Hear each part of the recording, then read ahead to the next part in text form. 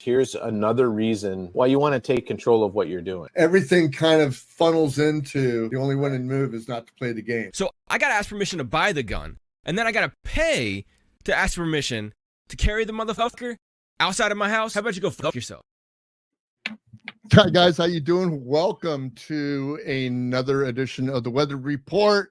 This is episode 39, and if you're a fan of the Discovery Channel, and especially the Deadliest Catch, then our guest tonight will need no introduction. This is Matt Bradley. We want to say hello to him. Matt, how you doing today? I'm doing well, guys. Yeah, we're going to get right into it because Matt has an interesting story. Of course, he's been on the Deadliest Catch. He's just told me that's been on for like 20 plus years now, and it's just great to have him here.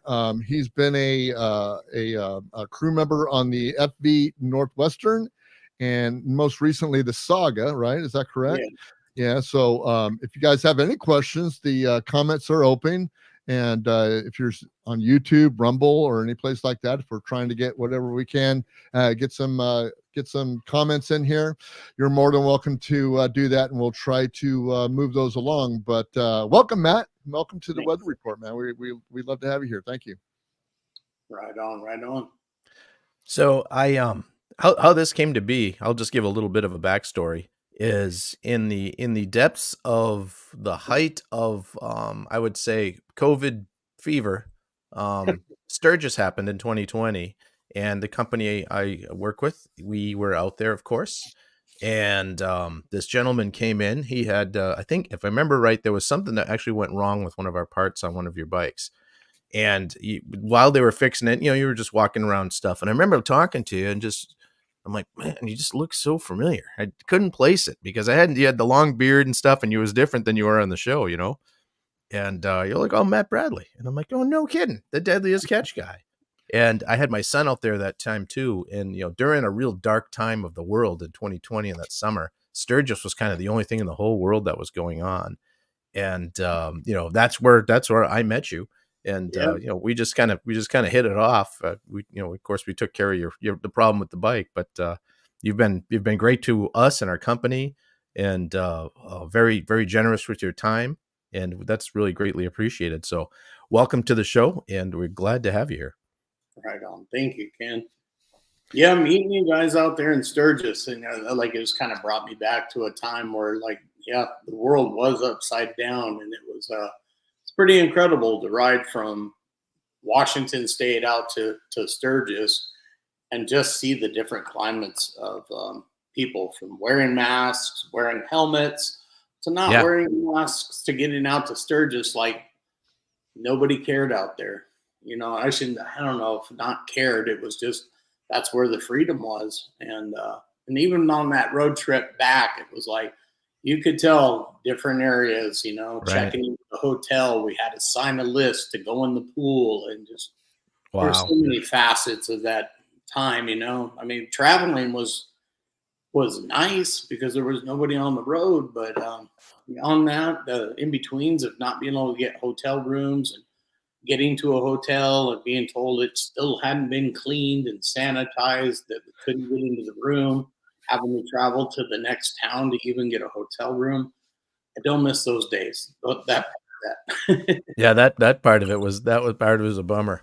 Yeah. But why we have you here tonight is to talk a little bit about your journey in entrepreneurialism, and kind of how you got started. I mean, people know you, of course, from the Deadliest Catch, and you and I have had conversations offline about, I was just fascinated how it works, because I was under the assumption that someone has a boat, they hire a crew, they pay the crew like employees, and they go out, but it's not like that at all. You're more like private contractors. Yes. You're kind of your own boss there.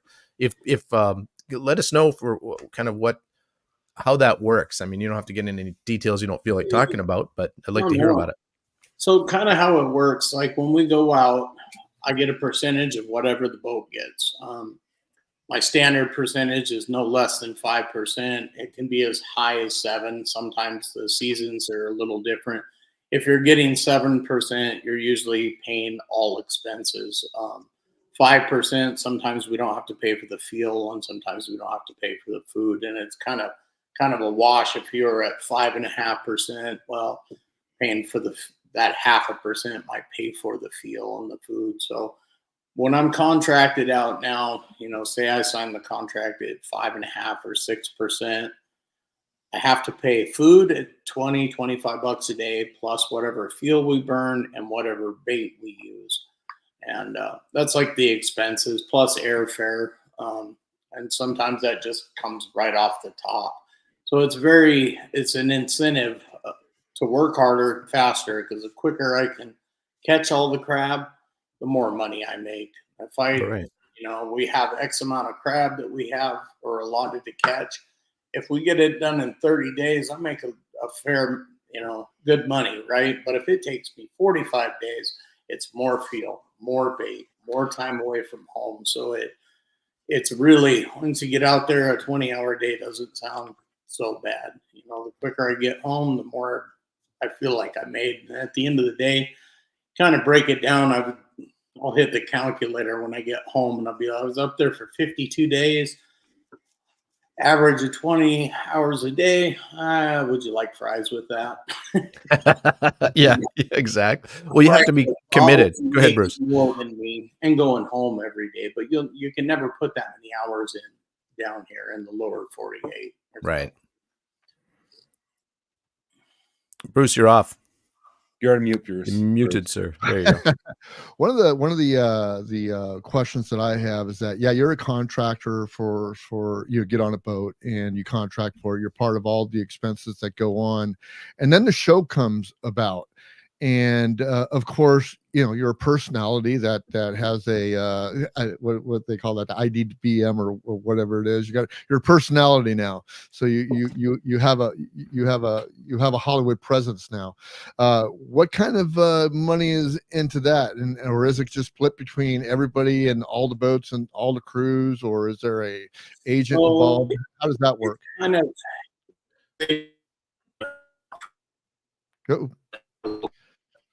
Yep, you're glitching a little bit there. Hold on, Matt. Let's wait to see if he comes back. He's on Starlink. There he is. I think he's coming back. We'll see. We can edit. How about now? There we go. Now you're back. Well, we're here on Starlink, so yeah, we're gonna keep going. We're gonna keep going until we'll edit. We'll edit most of this stuff, so no problem. We'll do some post. Can everybody hear me? We can hear you. You're a little bit sketchy out there, but we'll get you back. Let's see if he comes back. He's on the Starlink. Elon and his technology is working great. Come on, Elon. Yeah, well, the good Starlink stuff's over in North Carolina right now. They had to fly it over. Let's see if we can get him going on here. So he's still kind of frozen up there. Yeah, well, it's the beauty of live podcasting. That is the beauty of live podcasting. So let's put everybody on the screen now. So there we go. So we're waiting for Matt to come back. He'll get on there. There he goes. There he is. I'm speak quick before this glitches on me again. So where did we leave off? So we left off when I was asking you about the show and what kind of residuals and stuff you guys get out of that, and how that all worked out. As long as the contracting, is there agents involved? Is there all this other stuff that you guys had to adhere to once you decided that hey, we're going to be on a show? Can you guys hear me at all? Oh yeah, we can hear you. Rose. Okay. So I hate this internet here. You guys got me okay, right? Yep. Yeah, sounds great. Yeah, you guys are like all fragmented. So we went season 1 through 8 with no money, no residuals. And somewhere in this, I knew the TV show was making good money, so we had created a couple of video games, and I had got a pretty decent residual from that. But beyond that, it was, if I was selling my own merchandise, I quickly was like trying to market myself. Mm-hmm. So I had printed hats and T-shirts, and that was doing okay. But it wasn't until season 9 that we got any kind of money out of it. And it was a kind of like a one-time fee where Sig got paid, and then again, him being the man that he is, he honored our crew share. So I still got 5% of what he was getting. So it worked out pretty good. So did it just start out with Sig? Is that what the show started out with? I don't recall the first season, so I'm not sure if it just started with Sig. Yeah, the original stuff was kind of a one boat, and they piloted it. And then season 1 was Sig Hansen, the Northwestern. My God, I can't even remember the other 4 boats that were on in season 1. But the Northwestern is the only boat to return from season 1 to season 20, and season 21 is being filmed right now. Mm-hmm. Like literally right now. They're like literally right now. Wow. Crab and filming. They're probably hauling gear right now. Yeah. The Duchess just was put in the message in the sides. The Cornelia Maria. Cornelia. And the Time Bandit. Yep, Time Bandit too. Okay, yeah. So you had the Cornelia Marie, the Time Bandit. I think the Sea Star was in there. Well, it's a long time ago, 20 years ago, guys. Yeah, I know. It's a long time.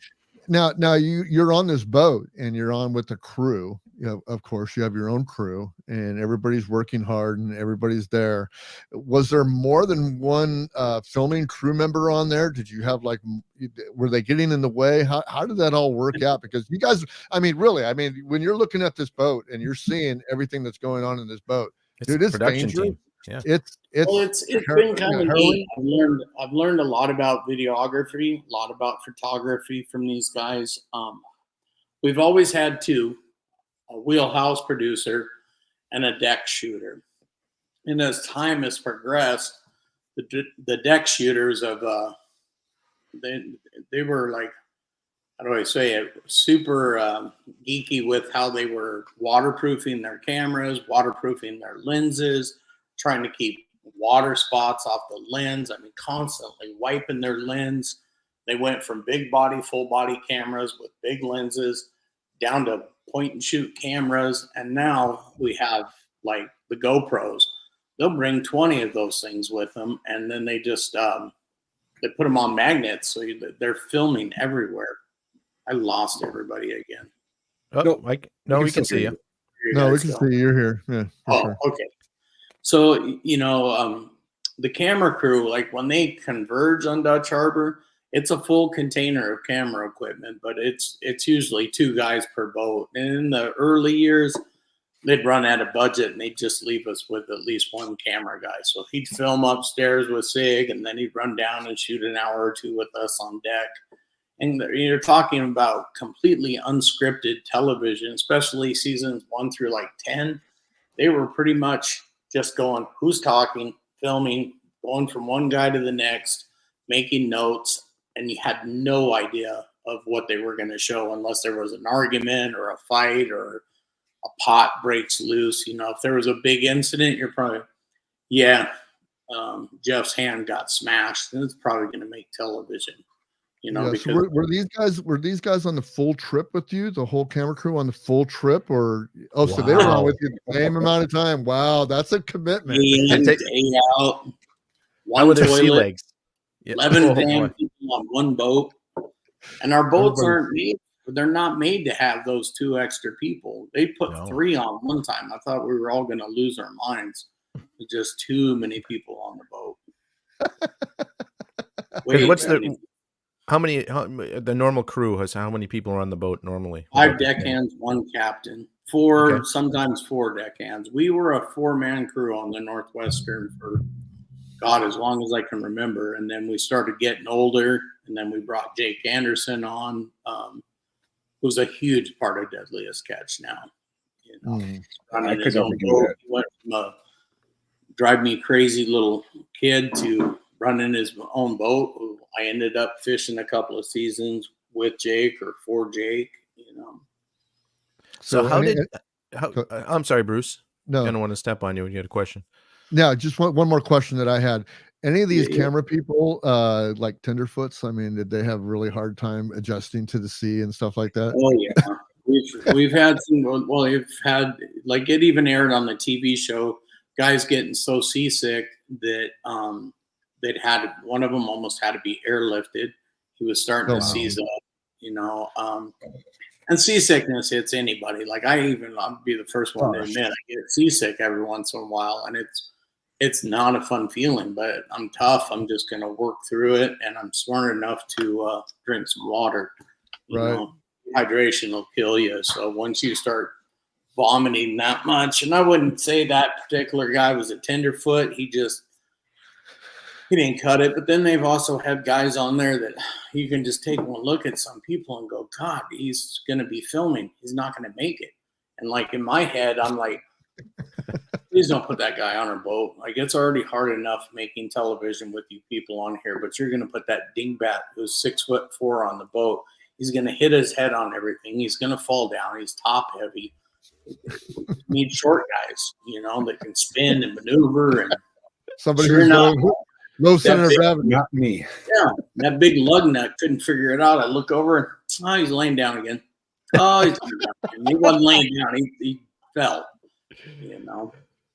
Down you go. Well, a question I had for you. So how did you, we're talking about how you get into something like this. What brought you to the point where you find yourself up in the Arctic fishing? The area I grew up in, all the little rich kids, their dads own crab boats. I lived on this side of town. All little rich kids live down here, but I've always been a worker bee, and so Edgar, who was a huge part of Deadliest Catch, me and him were really good friends throughout high school, and his dad's boat, the Northwestern, would come down, and they started needing help rigging the pots. So you get $40 for the day and a 6-pack of beer. That was good money, and a sixer, So I would learn to rig the gear a little bit, and his brother thought I was Sig, thought I was a pretty hard worker.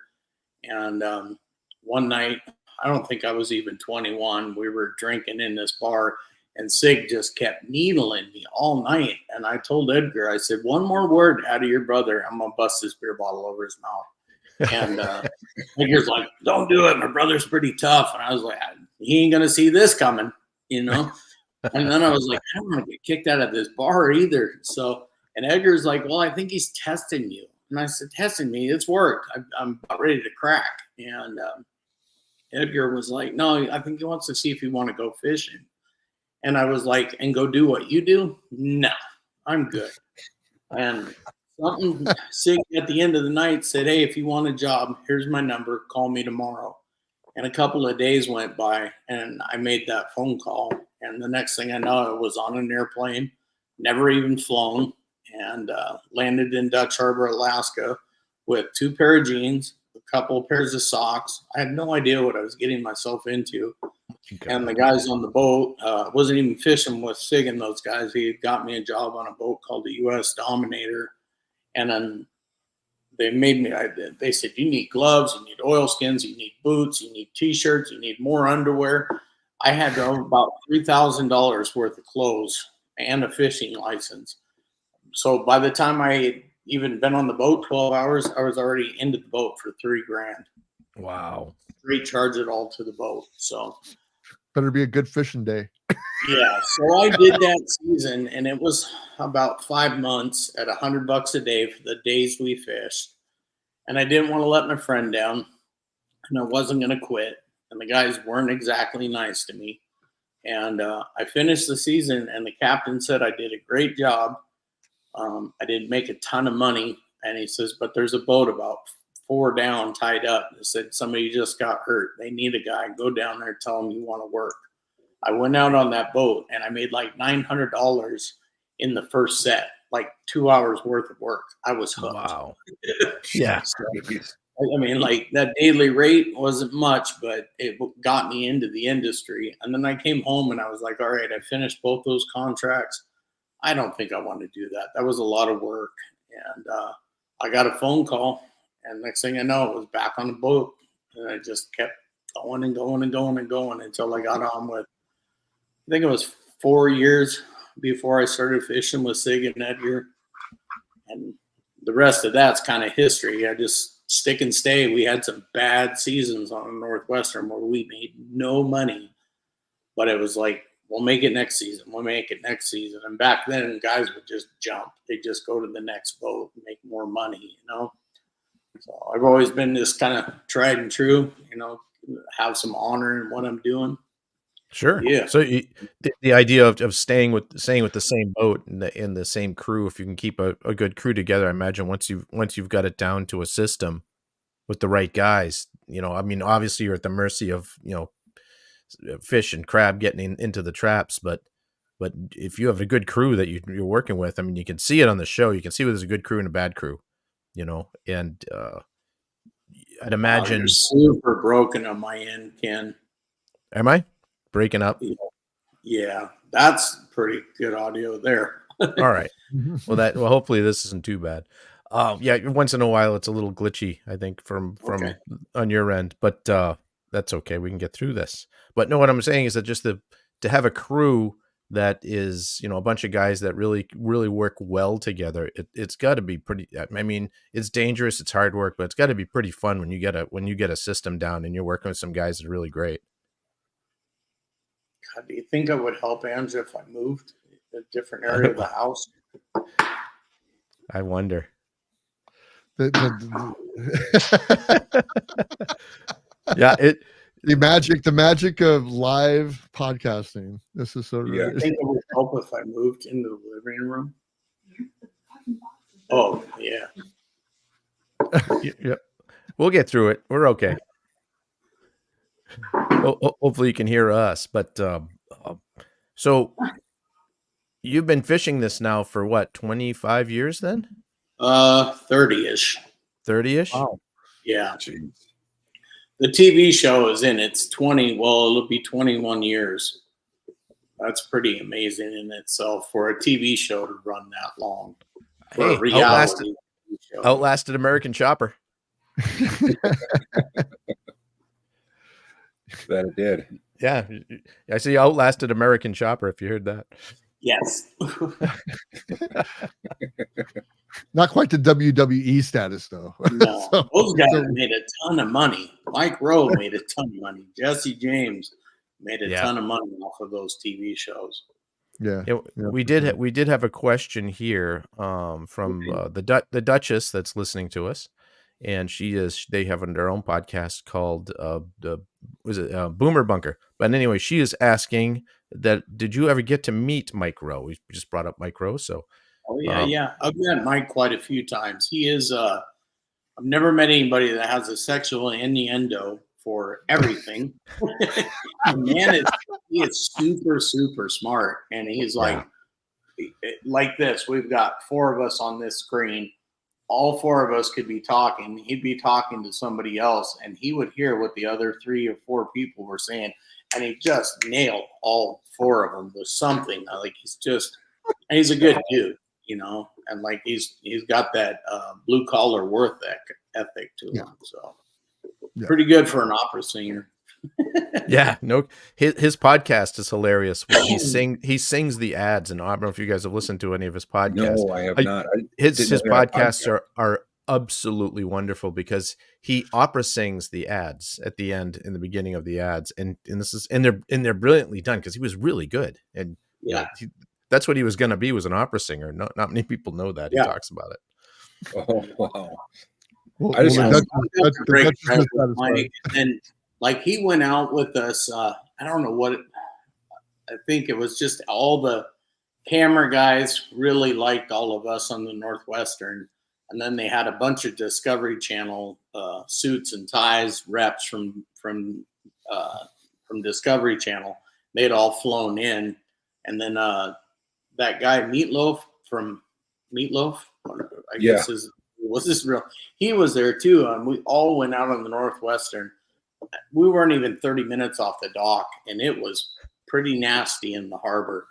And everywhere you look, people were puking, but they had all the seasoned camera guys, so they're getting this projectile puke, and Mike was just narrating it all. And I was still smoking cigarettes at the time. I lit a cigarette, and I could just look at all these Discovery people, and they were like, "Can you please put that out?" And I was like, "No." And I took one more drag and threw it.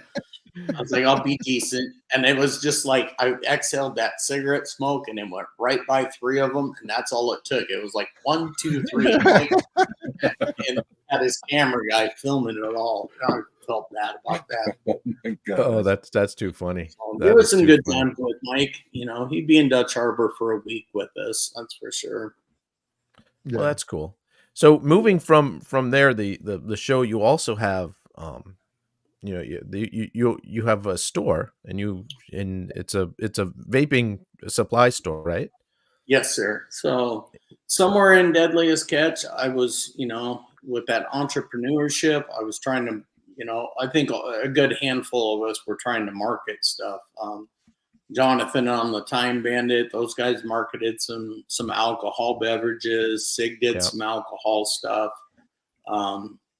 We had a clothing line with Helly Hansen. I was a big part of that. That kind of fizzled. So we were always looking for something to take a little bit of that notoriety from TV and bring it somewhere else. You know, somewhere at some point we were a household name. You know, and I was a 4-pack a day cigarette smoker. Somebody had introduced me to the electronic cigarette, and somewhere in that I sent the manufacturer of the brand at that time, which was a UK brand. I had asked them if they'd ever sponsored anybody, and they said no, but they were interested. And I explained, "Hi, this is Matt Bradley. I'm from the TV show Deadliest Catch." And next thing I know, they shipped me a whole bunch of stuff, and it was to be for all the guys on the boat. I mean, I wanted us all to quit smoking, you know, and so part of that was me doing a little bit of plug. You know, "Hi, I'm Matt. This product's working for me. I've gone from 4-packs a day to 2-packs a day, down to 1. I had a hard time making that transition to just vaping. And somewhere in it, somebody said, "Hey, you know, we don't want to take you off their product, but we have like 5 stores of this stuff, and we'd like to send you some of our liquid." And I was like, "Well, you can send me some liquid. I'm always down to try something new." It ended up being a better product. And then somewhere in that guy's email, I was like, "Holy cats, we have whole stores of this stuff." There was nothing like it in Washington State at the time. Really? One store that was around was about a 2-hour drive. So I went fishing. I came home. I went and checked that store out. You had to take a number to even get in the store. And I was just mesmerized by what they had going on. And then the guy that had sent me that liquid was out in Canton, Ohio, and Columbus, Ohio area. And so I went out there. He was opening another store. So I waived my appearance fee and went out there to his store. By the time I'd left, I bought a substantial amount of vapor products from him and said, "Just ship it to me." I stayed for a couple extra days. I made note after note after note, went and bought a disposable camera, took some pictures. They were very open to helping me, definitely not competition being so far apart. And I came back here to Washington State. I think it was probably 2 months later. My wife was tired of my friends buying it off the kitchen table, and we found our first retail location. And we had that retail location. I opened it on a Friday night, got on the plane Saturday morning, and went fishing. No Looked at my kidding. wife, said, "I don't know what we've created. I know what we're doing. I know you'll hold this together." I think it was probably 3 months into that season. She goes, "I can't do this." I have a business partner too, Scott and Donnell Lothar. The 2 wives were pretty much working the store, and they were getting tired of being there from 9 in the morning till 10, 11 o'clock at night. So we hired our first employee, and it just kept growing. That store is 12 years old now. Nice. Yeah, and we have 4. Well, we had 5. We're down to 4 retail locations now, and then we have a wholesale department. So we have our own disposable vape line. We got about 11 flavors in that now. That's a whole nother piece of the game. Even back when we first opened the first Everett Sky Vapor, I think it was a year and a half into it when we started distributing. We learned that if you bought 10 or more of anything, you could get the price down almost $1, 50 cents. And then you could, on the retail side of things, it just made sense. So our buying power kept getting more and more because like there was stores opening around us, and almost all of them unfortunately have folded up. But like they were counting on it for their bread and butter. They invested it. They sold their car. They got a home loan. They borrowed some money from their parents and got their first store going, and just couldn't hold it together because it was their paycheck. It never was my paycheck. You know, Oh, sure. always, my wife was working full time for the store, so there was no, no payroll in those first couple of years. So all the money just kept going back into the store, back into the store, back into distribution. So, yeah. Well, and you just have the one store, or did you end up with multiple stores, or how did that all Well, work out? we have the Everett store. We have 2 on tribal land. We can get to that too. Here in Tulalip, Washington, we have 2 there, and then we have 1 in Arlington, Washington, and we closed the one over on the east side. Yeah, just couldn't make a go of it over there. That cost some money to break the lease, but we were going backwards. So. Well, I remember you had some problems with break-ins and stuff like that too. Yeah, we've dealt with a lot of things over the years. I think we're at 9 break-ins. Are you really that many? My God. Wow. Retail theft is pretty low. I'll be really honest. Most of my staff carries a handgun, so that really is a good deterrent in itself. We're an open carry state, so it keeps the retail theft side thing down. But the smash and grab, our laws are stupid in Washington State. Yeah. I mean, we've caught a couple of the people that have broken in, and a few have gotten in, didn't get much, but every time somebody breaks in, you got to add more security measures, right? Replace the door, replace the glass, get new film on it, change out locks. I mean, there's been a multitude of things. It's $2,000-3,000 just for damages usually. The last one, they went in and smashed all the show cabinets, and lucky for me, bad for them, they took display boxes. Did they really? Boxes, Boxes. but like $4,000 worth of new show cabinets, and That's hard. Like they're not even locked. All you had to do is go around the back and slide the door. It's infuriating, but their blood all over the cabinet, and not real smart on social media going, bro, check me out. Got mad vapes for sale. Led to an arrest. So, well, there you go. At least you got one of them. Yeah.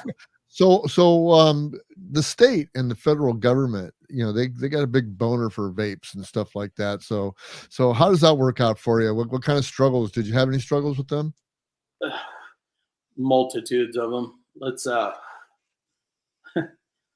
a state level, we're always battling things. At a federal level, it's there's more things coming down the pipe. I like to think of this product is almost as explosive as firearms. I got a bunch of friends in Washington State that own gun stores. You're constantly battling rules and regulations. They put flavor bans in. They put marketing bans in. There's a multitude of things. And like right now on legislation, this would probably save one of my stores.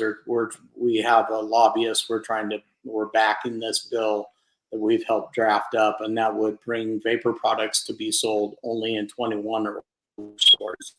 And that, in my honest opinion, if it is about youth access, it's going to limit it down to nothing. It would make it harder for the kids. Like when I grew up, we all knew that gas station you could go put a couple of quarters in to get a pack of cigarettes. Yeah. Kids these days know what convenience store will sell them vapes from underneath the counter. So, and we have to check ID as part of our establishment and state law. We actually have to scan it. So if they bring the law back to vapor products only being sold in 21 plus venues, it'd be great for us here in Washington State. I know in California.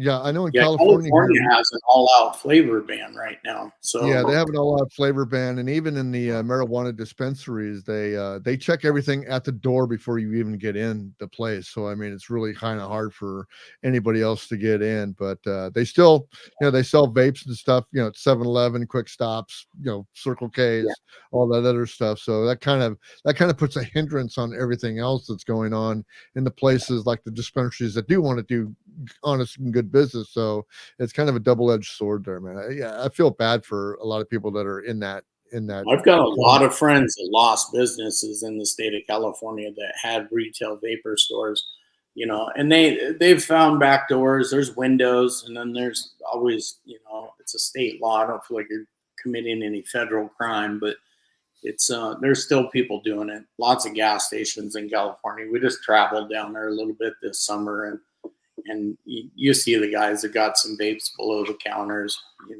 but yeah, here in Washington, I never thought I'd see myself caring as much about politics as I do, and driving to the state capitol, and like it's a Uh, bit of a drive for us. Most of the time when we have a hearing that is vapor related, it's at 8 o'clock in the morning, which means I have to leave the night before, get a hotel room, show up at the hearings, and get 2 seconds on the microphone for them to say, "We're done. You're done. Next, Yeah. next, next." are They are were reading their mind, and I feel like I present myself pretty well and be like, "Hi, I'm Matt Bradley. I'm on TV show Deadliest Catch. I own 4 vapor retail stores here in Washington, a distribution center." And before I can say anything more, they're just like, you can see them. They're on their cell phones. Yeah. It feels so disrespectful when you look at these people that have been voted into office and are making the rules, and they don't care what the public has to say on most issues. It's super frustrating. so on your side, is there any legal cost or anything that's involved when you're going to a hearing like that, or is it just you show up and trying to just argue your case? Just to hear your case. I mean, we have a lobbyist that will tell us when there's public hearings, if they're allowing the public to speak. Mhm. It's usually not just the public speaking, it's the politicians will get up and explain to the rest of them why they drafted this bill, and why it's good for them. Here in Washington, we're super overtaxed on our vapor products. There are states that are worse, but we're at 9 cents a milliliter, so it adds up. Like, might as well just throw a dollar amount out there. Say more than 10,000 a month goes No. out to the e-liquid tax. And I know in Minnesota there's a 90% tax on the e-liquids. I have a friend that had a store that he was selling the e-cigarettes I and stuff. can't And hear you at all, Ken. we'll try that. Can you hear me now? No, are we still glitchy? You guys hear me okay?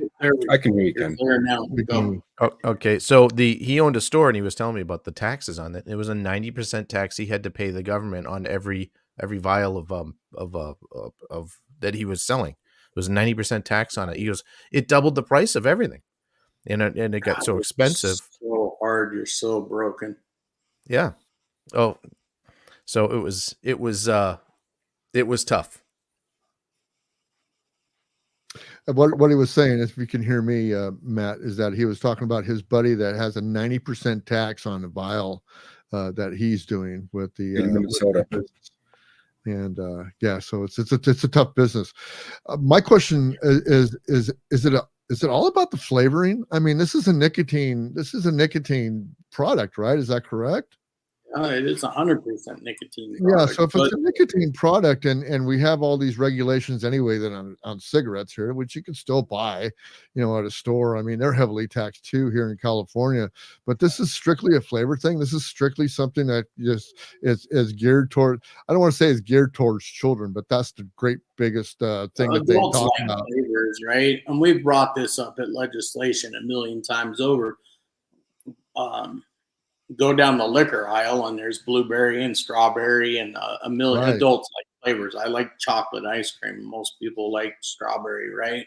Adults Mhm. like flavors, and when it does come to the politicians, they just try to say that as a youth access. it's about the flavors. Why did California do it in the beginning? They banned menthol cigarettes as well. Yeah. Um, and part of that was they wanted different communities to be healthier. And I thought that was fairly racist the way they put that out there, Extremely. This category of people should not be smoking menthol cigarettes. We'll just remove them. Well, they did it in one county. I think San Francisco was the first. So if you lived in San Francisco and you vaped or you smoked menthol cigarettes, what are you going to do? You can drive a couple blocks across the border and get it, right? Then they did an all-out state ban, and it's not the only state. And I hate to say it, I live in Washington. California does, Oregon does, and then Washington, if not simultaneously on things. So, And then Minnesota follows suit. Yeah, Minnesota's out there too. They got some bad. They got some laws out there as well. So, I have a niche. I have tribal partners. We operate on tribal lands, and we operate under sovereignties. That's smart. We got myself and Scott are kind of and our wives. I'll just say it, our wives. Really, we've been doing this vapor stuff for 11, 12 years now. And so with our tribal partners, we're able to introduce the products to different tribes. And I have a lot in California, Right. It's not, I wouldn't say a niche market, but they get to do what they want out there. Yeah, when it comes to cigarettes and vaping and all that stuff, it's basically you go on tribal land and it's all tax free. Everything is when I go to that fishing spot that I was talking about you before the show, when we were in the chat before the show, that there's a lot of the reservations as we're going up there, and we all stop there to get whatever we need. So all tax free, so might as well. And Sure. Yeah. But the big thing here is casinos. So they get big Indian casinos here too. So I don't know if you got to do any of those when you were cigarettes. Lost 200 in the casino. Saved no money. Did you get to do any of those when you were down here this last couple of weeks? The casinos? Yeah. Yeah, we stayed at one on Highway 101. It got too hot. Believe it or not, it was too hot to ride. It was like 110. I was like, I want off this motorcycle. So we tucked into a casino for the night, sat by the pool. It was pretty nice. And it was a tribal casino, working on their gas station, actually. Hopefully I get into that store. I was like, well, I was make a trip over to the tribal gas station, see if I can't get our products in there. We have vending machines that are on casino floors. I mean, I've taken this to another level, that's for sure. Well, that's good. Can you hear me better now? Yeah. Let me see. So all right, excellent. So you had mentioned that it was the state or the city even regulates how you can market your business. Yeah, you broke up on that last part, Ken. But so the marketing question of how the state limits what you can do for marketing.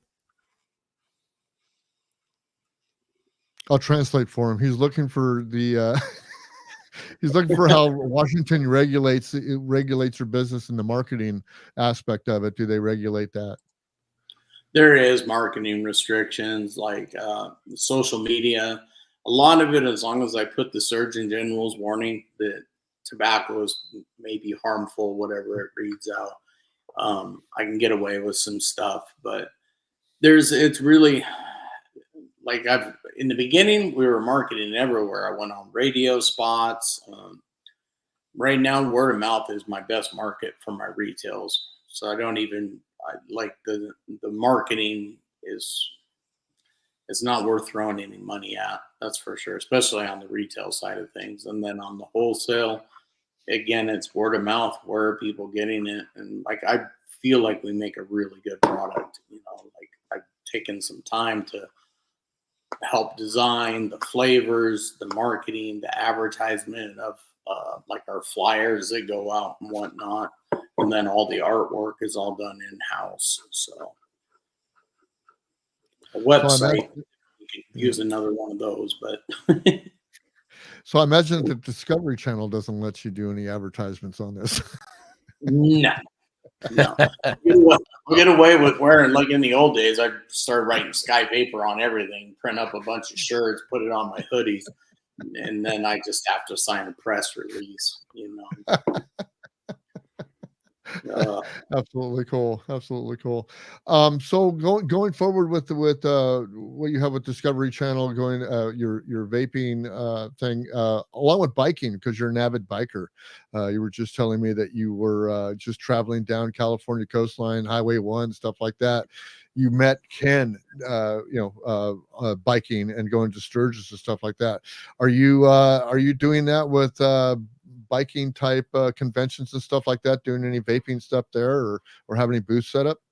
No, the advertisement piece for this, I do a lot of tribal gaming shows, but as far as marketing, and then we have big ones like TPE, which is Total Product Expo out in Vegas. We'll usually do a booth out there or join hands with our main distributor, and we'll do a booth out there. But it's in the beginning, there was trade shows every other weekend. I feel like there was one a month, and we were flying out. God, I was everywhere back then. But the market has died down. There's not many of us left, especially the entrepreneurs, the people that started this vapor industry. This was a consumer-based product solution to the tobacco problem, right? I mean, like we know Right. tobacco kills people, and it was. And I'll be really honest. I'm a recovering addict, right? There's a lot of recovering addicts that took the hustle of the street and took this vapor product and ran it as far as they Mhm. possibly could. Created name brand stuff, household names to the vapor industry, and some of them have just washed out. The product has moved on, and a good handful of the people that started the vaping products in California, like it was like the mecca for e-liquid being made. Most of those guys have moved on to the THC products or just whatever else is selling right now. Right.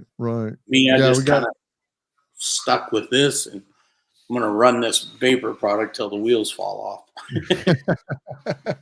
I think we all do that until the wheels fall off and it just doesn't work anymore. But yeah, the vaping industry here in California is basically more towards the CBD, THC type side. I mean, they really regulate the hell out of the flavored stuff for the nicotine. It was interesting that they were. This was so against the tobacco industry with the secondhand smoke here and there and everything else.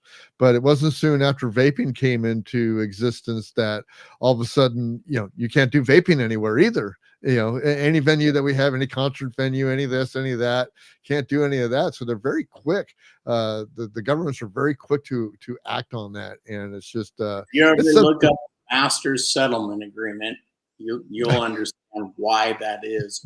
Because those states, especially California, was getting huge amounts of money, and they would spend that money based on last year's projections before they'd even get it, right?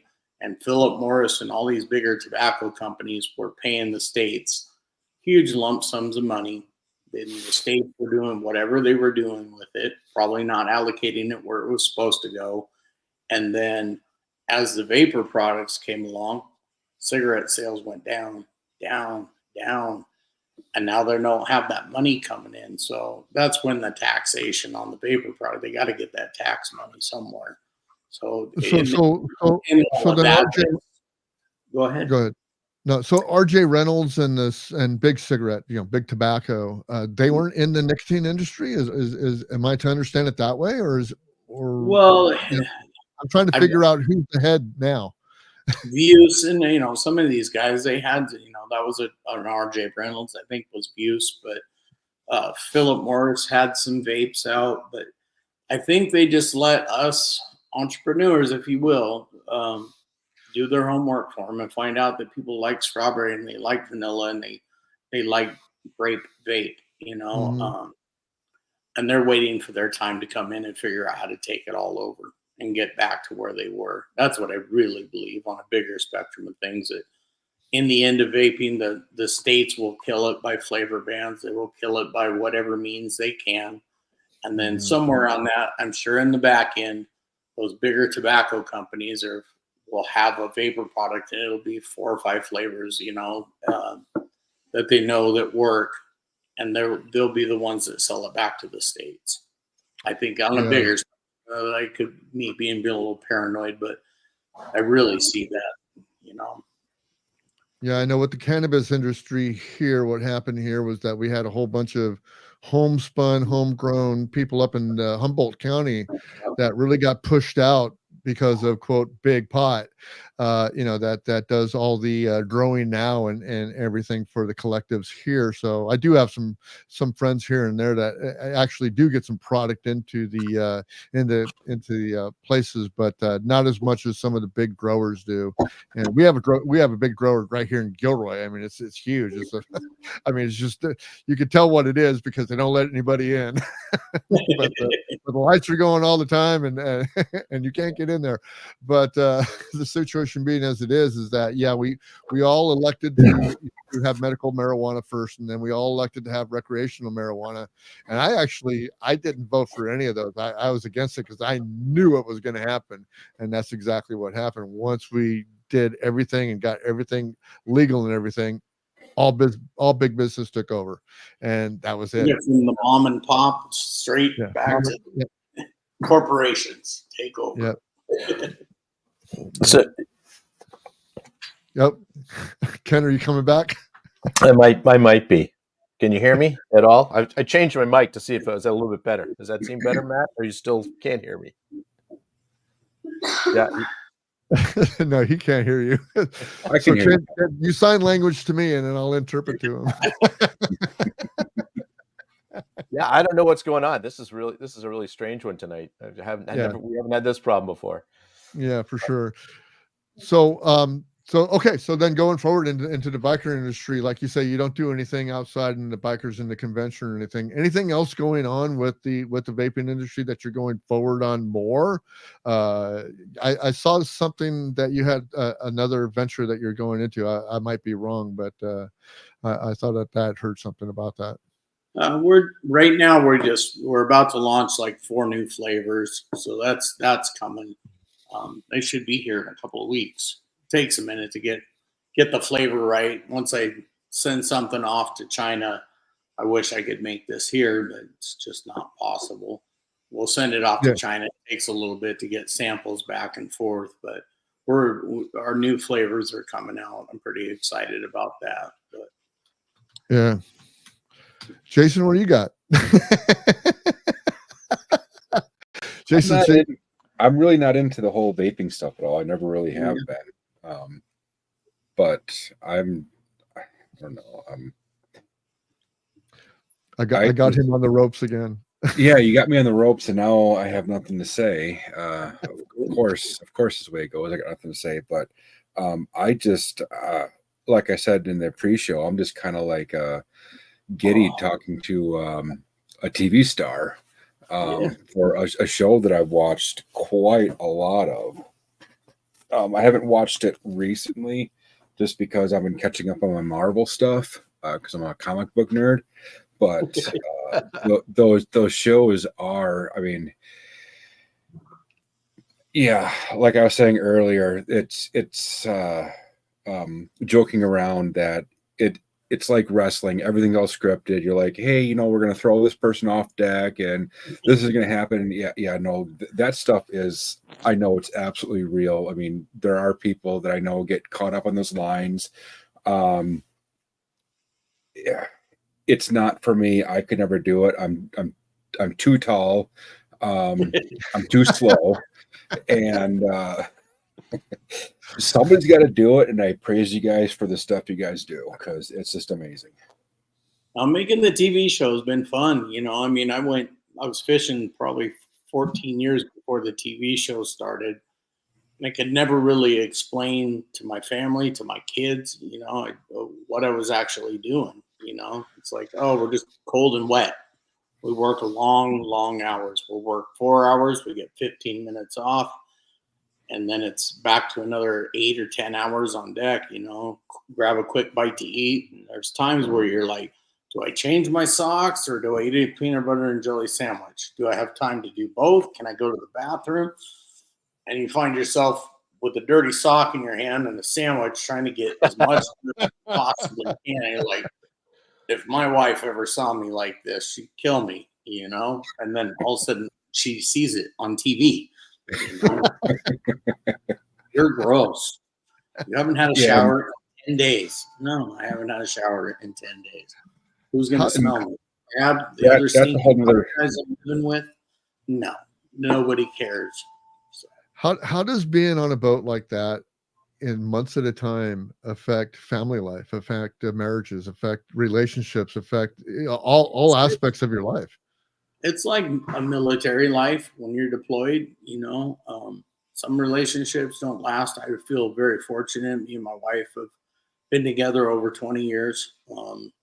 And I've survived a lot of things. We've survived addiction. We've survived me being gone months and months at a time. Communication has definitely changed. Since I first started fishing, I used to write her a letter or a postcard to the kids, and I would drop that off. So say we go out and do a 10-day trip. We come in, we're in town for 20, 30 hours unloading. That's enough time to run up, maybe make one phone call, sometimes two. I love you. I miss you. I love you. I miss you. I miss you more. And it's time to go back out on the boat. No, you hang up. No, you hang up. Yeah. And like sometimes I have a couple of unloads in St. Paul, and then maybe the next unload would be in Akutan. So all my mail is being mailed to Akutan. Whoops, we get another trip to St. Paul. So I've got 5 weeks worth of mail sitting in Akutan, baked goods that are moldy now. So things are changed. Now you got a cell phone on the boat. We have Starlink. We have great internet on the boat, so I can video call home.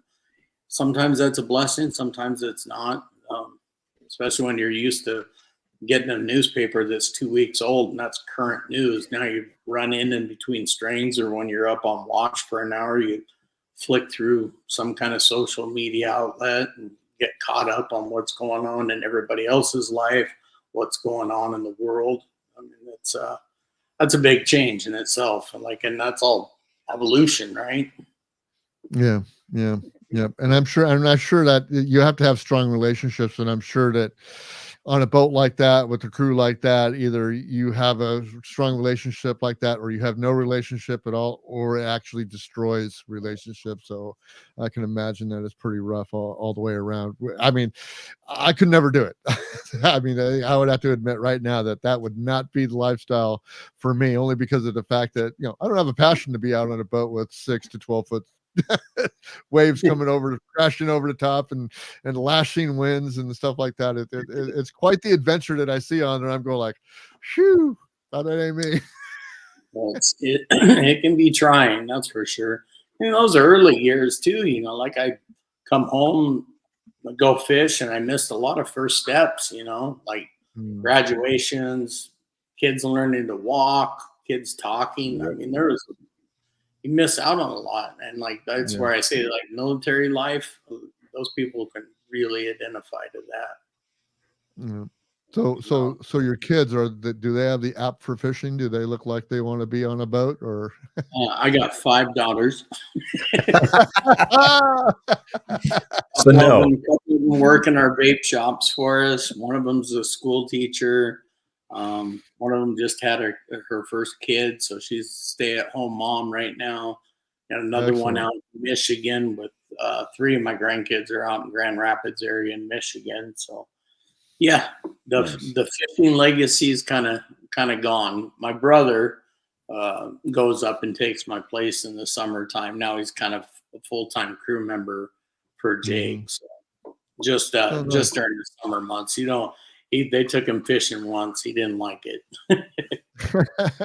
I don't mind going up in the summer and packing some salmon and taking weights and whatnot, but that's great. To be honest, I wouldn't wish this industry on anybody. The money to be made is not there anymore. It's just not.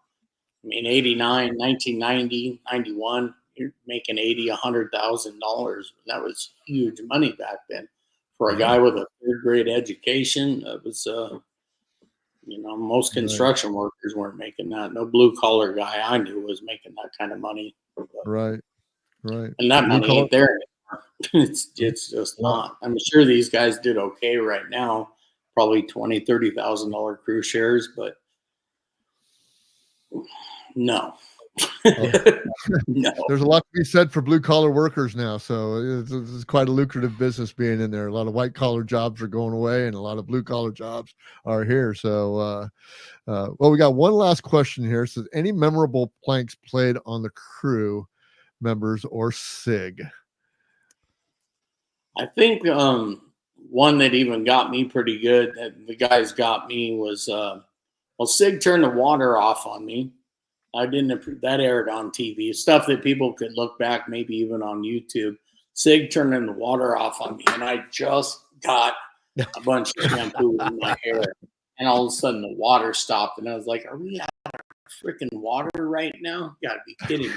But SIG had gone down there and turned the water off on me. I think the most memorable was that aired on TV was the guys tying my blanket to a crab pot. Oh gosh! And they're like, "Get up!" And I was all, I was so tired that day. And they said, "Get up or your blanket's gone." And I had that stupid blanket for about 4 or 5 years, maybe longer. And I didn't get up. And they said, "All right, your blanket's gone." And they literally pulled the handle and the pot went over the side. So I had no blanket for, I don't know, the rest of the trip, 4 or 5 more days. No blanket to cuddle up with. And then we finally got back to that pot. And SIG's like, "Just throw it in the trash bag. I'll buy you a new blanket when we get to town." I was like, "No." I went down. I threw it on top of the main engine, dried it out. When we got to town, I ran it through the washing machine a couple of times. So it was, You got it back. yeah. Like, just throw it away. I was like, "No, it's my whoopee." Yeah. It was your whoopee. Your whoopee. for sure. Jonathan's played some pretty good pranks on us too, but That's right. That's right. Yeah. Matt, thank you, man, very much for being on the show, man. We really appreciate it. If there's anything that you'd like to promote right now or pop while you're here, or just good. I got your Facebook page that I'm going to be that I'll be putting in the show notes and stuff, and then of course we do our regular newsletter. So anybody who signs up for the Weathered Soul newsletter, we get that out to them every week, and we just want to make sure that we appreciate you being on, man. So it's great. Appreciate you guys for having me on. Yeah, fantastic. All right, Thanks, cool. man. All right. Well, we're going to have you back again really soon, man. So just take care and have a really, really great life, man, because you have an incredible story, man. We're going to be watching more and more of you as time goes on. Cool. So I want to thank you guys for everybody for being here on the Weather Report. We do this every Sunday, 7:00 Pacific time. You can get this on YouTube or Rumble, and then we'll drop this podcast in the audio portion on Monday morning. So somewhere around 6:00. If you're on the East Coast like the Duchess, she's going to get this when she wakes up in the morning. So, and she's been a really good. A real good question asker here. So she looks like that she likes Mike Rao a lot. So we're going to talk about that to her on the X show in the morning, because she is one of our commentators on the X shows. But yeah, absolutely. So we thank you guys for being here. I'm going to come back and just let everybody here, and we'll say goodbye to everybody. And you guys have a great night. Thanks for having me on again, guys. Yeah, absolutely. And you guys have a great night and be good to yourselves. All right. Thank you.